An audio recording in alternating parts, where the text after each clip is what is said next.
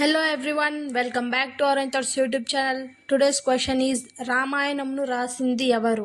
Option A Valmiki, option B వ్యాసుడు, option C Pothana, option D Tikkana. Correct answer ఏమనుకుంటున్నారో తప్పనిసరిగా కామెంట్లో కామెంట్ చేయండి. And your time starts now.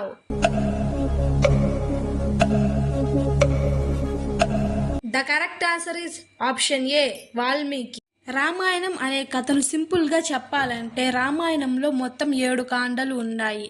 అవి బాలకాండ, అయోధ్యకాండ, అరణ్యకాండ, కిష్కింధకాండ, సుందరకాండ, యుద్ధకాండ, ఉత్తరకాండ. అయోధ్య యొక్క రాజు దశరథుడు. దశరథునికి 4 కుమారులు: రాముడు, లక్ష్మణుడు, భరతుడు, శత్రుఘ్నుడు. సీతమ్మ స్వయంవరంలో శ్రీరాముడు శివధనుస్సును విరిచి సీతమ్మను వివాహం చేసుకున్నారు.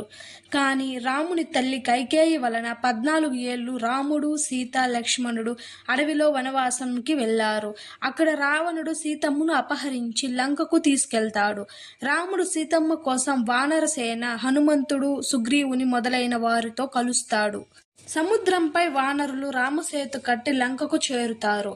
రాముడు, రావణుడు యుద్ధంలో రావణుడు ఓడిపోతాడు. సీతమ్మను రాముడు తిరిగి తెచ్చుకుంటాడు. రాముడు అయోధ్యకు చేరి రాజ్యాభిషేకం పొందుతాడు. ఇదే రామాయణం యొక్క సింపుల్ స్టోరీ. ఇలాంటి మరెన్నో విషయాలు తెలుసుకోవాలంటే మన ఛానల్ని సబ్స్క్రైబ్ చేసుకోండి. Do subscribe our thoughts YouTube channel.